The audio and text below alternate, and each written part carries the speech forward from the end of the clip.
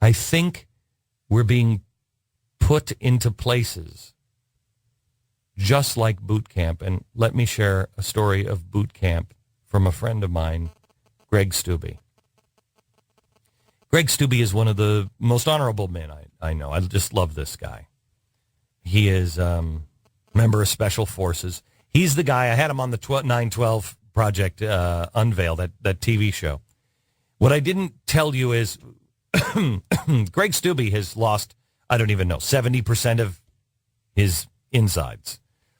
He's been fed through a tube for a long time. A rocket went through him. He was in Afghanistan, and a rocket entered him from behind through his Humvee, spilled all the rocket fuel from inside of him, and then went out the front of him. So, and he was on fire from the inside. When the rocket hit the Humvee, he was blown out of it. He was literally on fire from the inside. His intestines were hanging outside of his body. His leg was off, and he was the medic. The guy who ran towards him, he thought, oh, jeez. And he only had a few seconds, because he was fading fast, to tell this guy one sentence. I'll tell you what that one sentence was in a second. Let me tell you about the guy who ran towards him. Greg had known him for 2 years. Greg he does boot camp. When you come into Special Forces, he's one of the guys that train you, or it was. He trains the medics. Well, he was training all these medics, and one guy he flunked and said, sorry, you can't go. A year of training to be a Special Forces medic, and Greg says, sorry, you ain't cutting it. Well, as you can imagine, that trainee says, what are you talking about? He says, I'm sorry. You can't do it. Well, the guy was a little disgruntled. He was a little upset. And Greg said, you can either get out of Special Forces or you can do it again. So the guy decides, I'm going to do it again. And Greg is hard on him, really hard on him. At what point, at some point in the training, the guy looks up at him and says, you know, what is your problem with me? And he said, I don't have a problem with you. My problem is you can't save a life. And when you go out, you may have to save a life, and that life may be mine, and I'm not going to risk it. So do the work.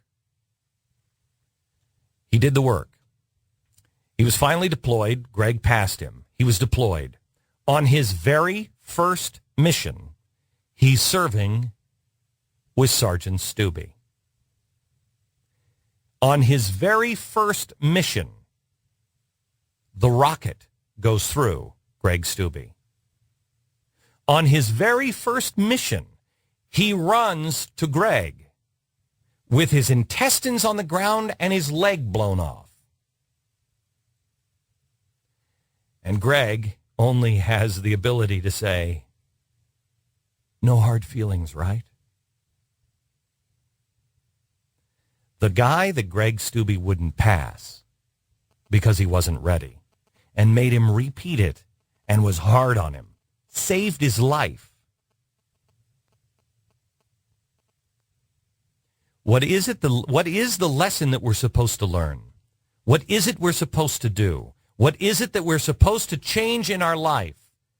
If we all will enter this phase of our life and this phase of our time together and realize there's a bigger purpose to all of this, there is somebody that cares and is in charge, and that we're in the boot camp of life, and maybe we have to repeat a course because we didn't get it right. We are going to be in the position to save somebody else's life. We are going to be in the position to help change a course. We may not do anything spectacular. We may not even know what we've done until long after we've done it. But we're all here for a reason. And I think those who are under attack right now, in one way or another, I think actually you're being sent to the boot camp early because you're not the guy who finally had to get it and saved Greg's life. I think you're Greg. I think that there is a marathon coming, and somebody needs to be able to say behind the group, come on, guys, keep going, you can make it. I can't make it. Yes, you can. Keep going, you can make it. And that person, I believe, is you. But you're not going to be there for all those you are shepherding, saying, let's go, you can make it. If you don't make it yourself. There's a much bigger purpose. There's a reason all of this is happening. And it's just not all bad stuff. It's not just Barney Frank. It's just not because, we made all these mistakes. Because there are a lot of people right now that are suffering that didn't make that mistake, that didn't do these things. Why are they suffering? Some people will tell you that it's just, that's just the way it is. There is no God. There is no plan. I'm not one of those guys. If you're not one of those guys, I ask you